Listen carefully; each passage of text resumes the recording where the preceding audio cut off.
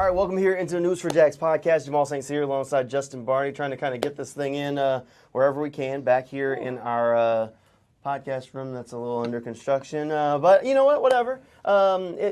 This is about as good as the Jaguars season. This room is the kind of the blueprint of what we've seen so far in transition, under construction, and it has not been a good start to say the least. Yeah, no, it has been a bad start.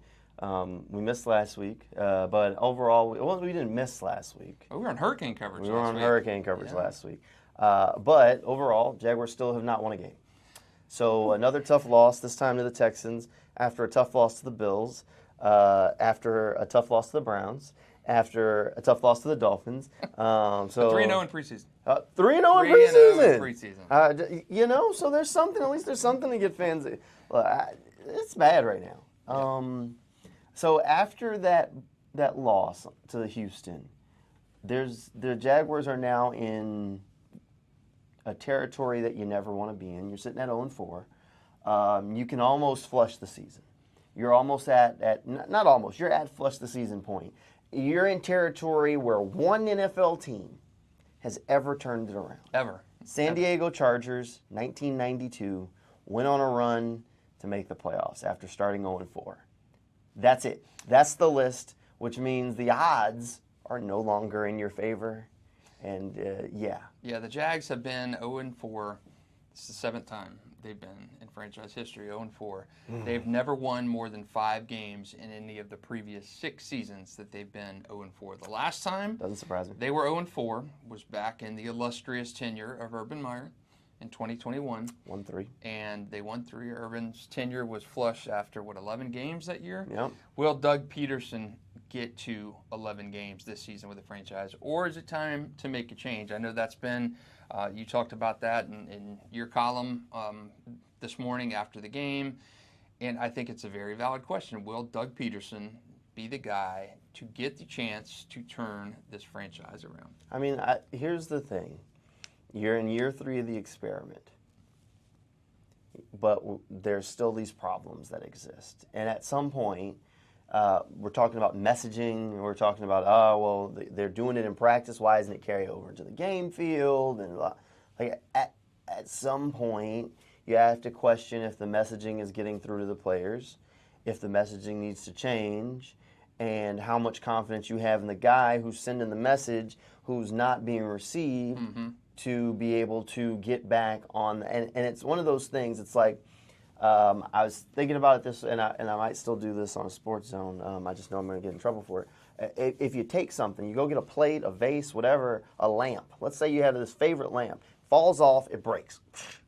You can sit there with hot glue, cement, I don't care what, and you can spend hours upon hours upon hours putting all the big pieces back together, but there's always going to be that little piece that's missing, and it's never going to be just right again. And it's one of those things where it's broken now.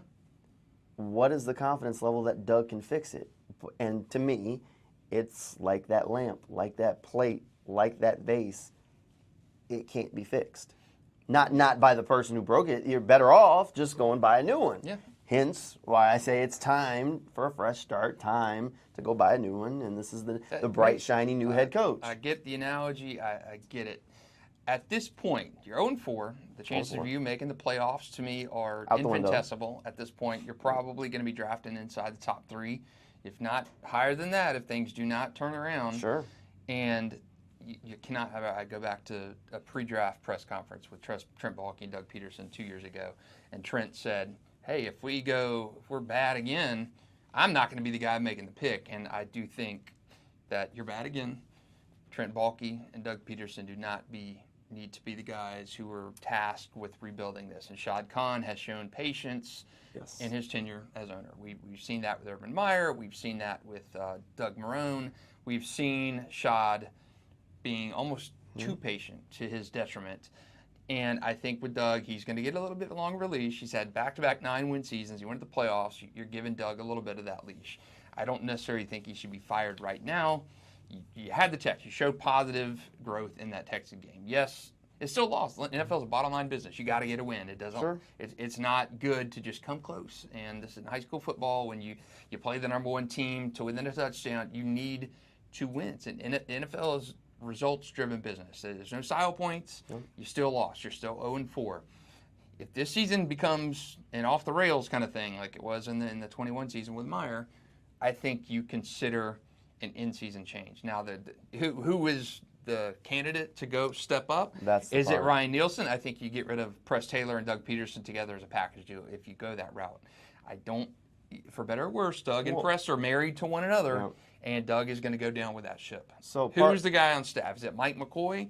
Is it Ryan Nielsen as an acting head coach? I don't know. Well, that's the thing. That was part of a CBS Sports report that came out on Sunday. It was basically they had a source inside the Jaguars that basically said that they didn't believe an in-season firing was going to happen because Doug and Press were basically this package deal. And if you get rid of Doug and Press, who runs the offense? Mike McCoy hasn't run an offense in the NFL since 2016. So, how confident are you that changes anything? Because they don't have anybody that has experience doing that or has been in that role before. So that is part of the equation. That is realistically, if you fire Doug and you fire Press, who takes over the offense? Who takes over the reins? Who is the person that steps up to that plate? Who is your acting head coach? Here is your interim.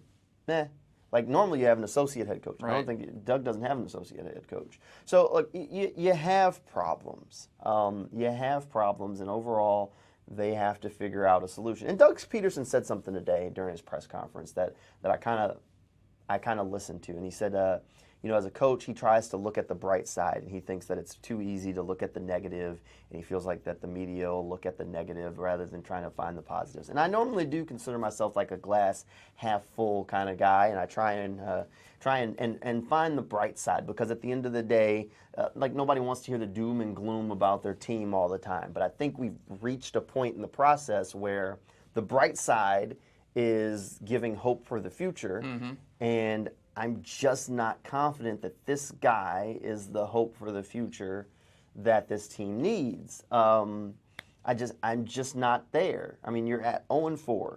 You haven't won a game except against the Panthers in months. I mean, months. You're closing in on a year if you don't figure out a way to end this streak. You're staring down the barrel of what. And Justin, you've seen more of these than me. But here's my question for you. And this is one that I think will go a long way with Jaguars fans, but I think I have a valid 2 feet to stand on.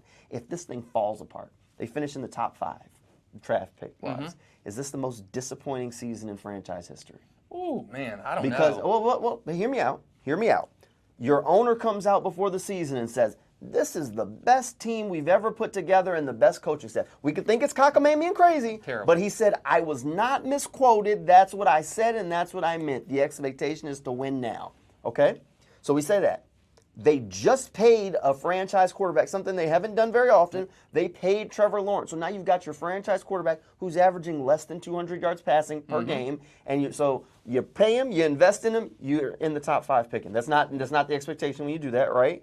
Okay. On top of that, you also invested heavily in a pass rusher who right now has 1 sack and is now in the concussion protocol. No shade to Josh Hines-Allen for being in the protocol, but he's got 1 sack and he was paid to get more than 1 sack, correct? Okay. So now you're there. So you have these big dominoes. Oh, by the way, also paid Tyson Campbell a bunch of money. He got hurt week 1.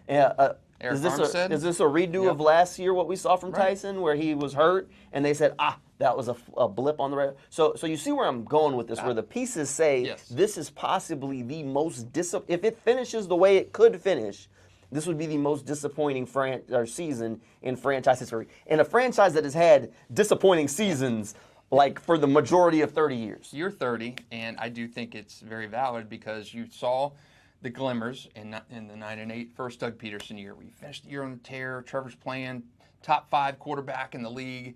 You lose to the Chiefs in the divisional round. You're thinking, man, the arrow is pointing up on this franchise. Yeah. You come out, you start 8-3 last year. Arrow goes up higher. Boom, it has crashed. You've lost, 9 straight games at this point? But wait, they say it was injuries. But we got it. You add some pieces, Eric Armstead, okay, we're back here. No, we're getting back right. Yeah, I do. Straight I down. think it's in the conversation for if the train can't get back on the tracks. I do think it gets back on the tracks a little bit over these next 3 weeks. I don't think Jacksonville's going to run the table by any stretch. I do think it ends a losing streak at some point over these next 3 weeks because you got the Colts, who haven't won Jacksonville since 2014. Then you got the London games. You got the Patriots and the Bears. Winnable game. But we thought the first, Jaguars could be 3-1 at this point, conceivably. Realistically, they should be 3-1. You look at the Trevor passes overthrown in the Texans game. One of those connects. Jaguars are a winner there. The Browns game, they never should have lost. The Dolphins game, the ETN fumble, lost in that game. So conceivably, should be 3-1.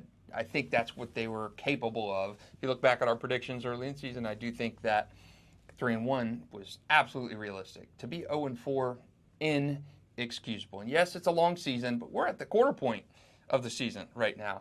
You mentioned Josh Hines-Allen, 1 sack. Trevor has thrown for 220 yards as a season high. It's just mind-boggling how the team can be this bad. And I know people are quick to blame Doug, Trevor, and they deserve a lion's share of the blame. Trent Baalke constructed this team, and you cannot absolve him from anything. It's been bad drafts, paying the wrong players, and I said it when it happened. Paying Trevor Lawrence this year was the risk-reward. You're paying Trevor coming off the worst season since his rookie year. You're paying him franchise quarterback money. Things are going to be prohibitively harder for a franchise when you're paying Trevor that money. And Trevor's new contract has not even started. Has not kicked in yet. Yeah. You're getting Trevor Lawrence still on his rookie deal. He's got bonus money from his new contract. That new contract doesn't start till 2026. So Jacksonville, for better or worse, you are married to Trevor Lawrence for the foreseeable future. That doesn't concern me in the long haul. Now, I'm on a little bit of a different tone with Trent. I do think he needs to be fired. Start fresh, start new, whole gut. Gut the thing, no soft reset, hard reset. But, I want you to think about the games we've seen. Outside of Buffalo, has there been any game that you've watched for the Jaguars where you said they were physically out-talented? No. No, just the Buffalo game. The Miami game was a mental thing. They let it spiral. That's not the GM's fault. The Texans game, they didn't close. They didn't go for the jugular. Outside of the fact that offensive line, ain't nobody tell them call a quarterback draw when you know your offensive line was weak. But the offensive line played their best game of the season that day, and they couldn't score a touchdown from inside the 4. They were on the 4-yard line with 4 tries and couldn't score. What happened. The Browns game, they got down to the 2 a couple times. And that's my point. While, yes, I'm going to give Trent his fair share of blame because he's made mistakes along the way, questionable draft picks. But, we questioned Ventrell Miller. Yeah. Ventrell Miller played fantastic. Yeah, he did. So look, we got to give credit where it's at. To me, it's almost like I look at Urban Meyer when they didn't play Andre Cisco as a rookie, or he's still not ready. Ventrell looked ready yesterday. But he played fantastic. Yeah. But we questioned that draft pick through the teeth. Right. So there are things where, yes, I do think Trent deserves blame where he allowed this offensive line to be put back out there on the field. He allowed this defensive line group that is clearly married to playing Eric Armstead as a defensive end. So who's your defensive tackles? We don't know. Clearly they don't either. Jeremiah Ledbetter and Tyler Lacy.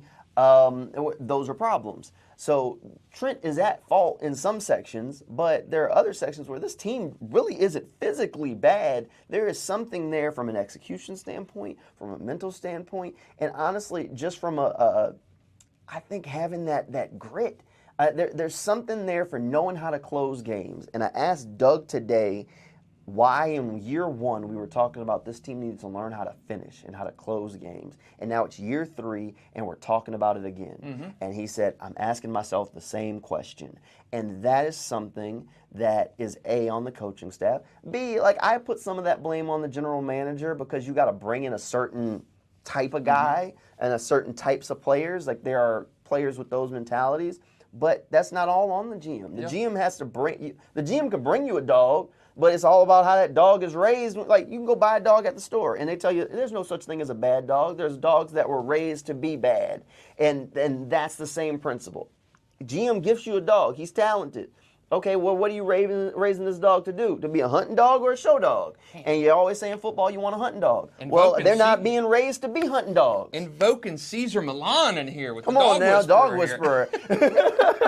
I make the point. I get the point. And yeah, Trent has had his fair share of stuff. But I look at the franchise as a Doug problem, and a Trent problem, and a Trevor problem. It's those three guys. But you can get rid of Doug and Trent. You can't. You're married to Trevor. You're married to Trevor right now, and I don't know what is going to help Trevor get out of his funk. The right coach. And I thought it was premature to pay him as much as you did coming off that type of year. I would have liked to have seen Trevor, and I get the anti-argument, because had you waited to pay Trevor, he has a good year. Money. His contract going up another 25%, and you're. Do you think Sam Darnold is a better player than Trevor Lawrence?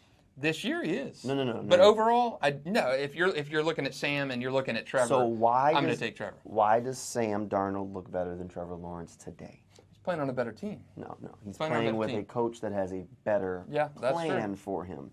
Neil O'Donnell is doing fantastic. And he even talked about in an interview last week where he was talking about these young quarterbacks are put in situations where the coach and the offense doesn't necessarily fit them, and then it looks like that. And that's why he's getting the most out of Sam Darnold. Mm-hmm. He had Josh Dobbs looking like, and Josh Dobbs was here in Jacksonville. Josh Dobbs ain't look like that in Jacksonville. It's about these coaches. It's the reason Sean McVay is able to do what he's done with Matthew Stafford, and then Stafford gets hurt, and he puts in John Wolford, and John Wolford looks good. Right. There are systems, there are coaches that understand how to get the most out of their quarterbacks. I am not convinced, because I haven't seen it, that Doug Pederson's system is one of those quarterback-friendly systems. We saw it in Philly. There was development of Carson Wentz, and then there was the fall of Carson Wentz. There was happening here in Jacksonville. There was the development of Trevor Lawrence. And then for whatever reason, there's now the regression of Trevor Lawrence. Where is that? And at some point, he got to figure out what it is about his system, why these young quarterbacks take a step forward and then all of a sudden start taking steps back real fast. I'm curious, the 2022 Trevor over the last half of that season. The guy that got a vote for MVP. Yeah, where did that Trevor Lawrence go? Is it... I don't understand if it's injury-based, with Trevor having gone through the most injury-plagued year of his professional or his entire career last year, whether ankle, knee, concussion. I mean, he dealt with some serious stuff. Did you lose that confidence somewhere? Where is that Trevor from? He didn't play good in the Titans game in Week 18 of that 2022 year, but, man, he played phenomenal in the playoff game in the second half to come back and beat the Chargers. Where is that Trevor Lawrence? What happened to him? Is it all coaching? Is it something mentally for Trevor? Where is the disconnect? I think there's some layers to it. Like, we've talked about it here a multitude of times. The leader that Trevor is. Trevor isn't the ripping tea in the locker room guy. And I think there are guys on the offense that aren't doing the right things at times. And sometimes that looks bad on the quarterback. Just like Doug can call the play. If the guys go out there and don't execute it, it looks bad on the coach and the play caller. It's the same thing. And I tell people, like, when we do TV, if the director or producer messes something up and I'm standing up there, could be no fault of my own, cake on my face, it is what it is, but that's part of the job. Yep. You take the blunt, you're not going to point the finger at anybody, you keep rolling with it. It is part of how it works. So at some point, Trevor's got to be the leader that says, this is my damn team, and everybody got to fall in line, and I'm that guy. He's not that guy, though. He doesn't have that. I think there is some part of it is just mental. I think getting that new big contract comes with new big expectations. And for the first time in this guy's life, those expectations look too heavy. I mean, in high school, he was the guy, but he was on a really good team too. But he took them there. He was just the guy, and he was playing with his boys, and it worked. And then in Clemson, he was the guy, but he also had a really good team around him, and he took them there, and it worked. And then in Jacksonville, he comes here, and it's okay because it's like, it's the Jaguars. What do people expect? So it was the Urban stuff, but there wasn't these crazy expectations for him. So he was fine. And then same thing, Doug comes in the next year. What are the expectations? What does he have to lose? Nothing. So he just goes out, and eventually it flips, and he plays free, and all of a sudden it's working because what do we have to lose? Yeah. It worked. Same thing, Wyatt, in the Chargers game. He said, look, just flip the switch. What do I have to lose? Start slinging it. Now he has this guaranteed contract. They've had back-to-back winning seasons. They got to do more. there are these huge expectations, and I think for the first time in his life, he can't shoulder the weight. Good. Yeah, makes sense. Makes sense. And I don't know if Trevor seems, I've talked to Trevor 100 times, he's very level, very even keeled, and I wonder expectations. I think he compartmentalizes a lot. I think he's a good player. I think he's very unflappable.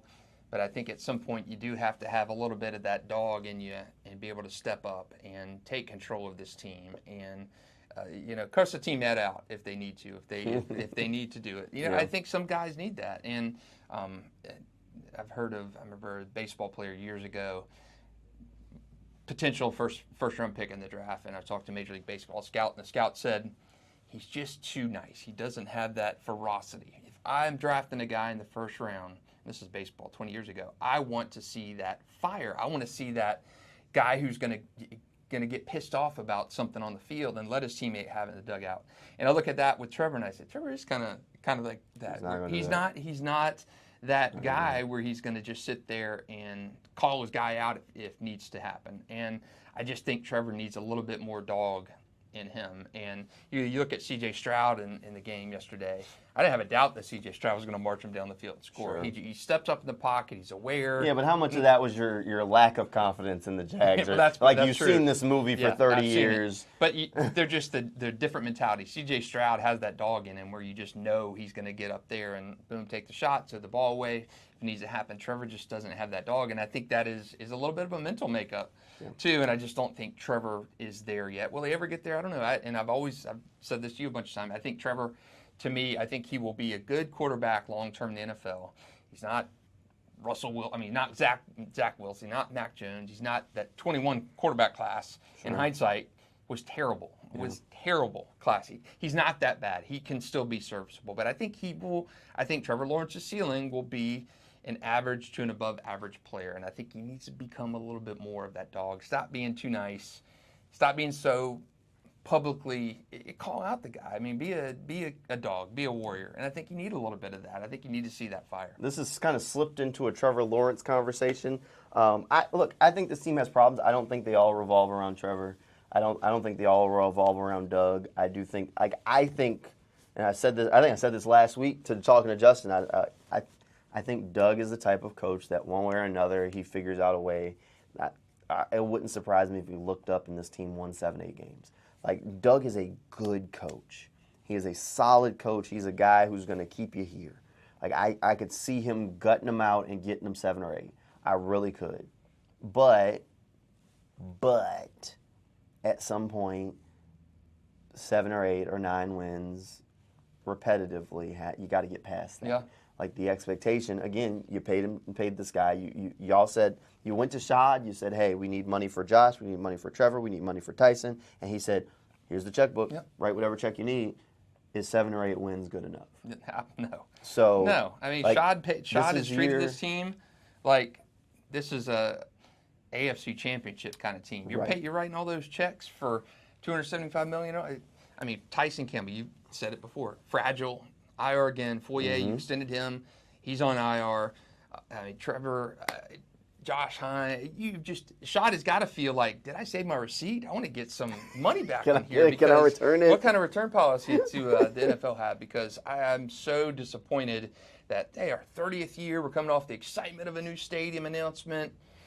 I mean, Jags may not have to move to Orlando for a year. Maybe play games at Bowls if things keep going south while that stadium is being done because, man, it has gone off the rails. Yeah. I don't see how Doug survives this long term unless there's just a majestic kind of turnaround. I mean, you got to go 9-4 the rest of the way just to get to 9-8, and I think that's tough with what we've seen. And, the defense I'm not as critical about because you've got guys banged up all over the place. Sure. And they have played good enough, with the exception of the Buffalo game, to win every game. Well, Nilsson, I mean, he would get wrapped up in it. But, yeah, look, I do think as far as the defense goes, Darnell Savage is a bigger piece than people want to give it credit for, and that losing him was a huge blow. Plus, the defensive line maybe needed a little bit more body type diversity. Is that a good word? Yeah. A little bit more diversity. The interior of that line's definitely not been what it was expected to be. Yep. All right, that'll pretty much do it here for this episode of the News4JAGs podcast.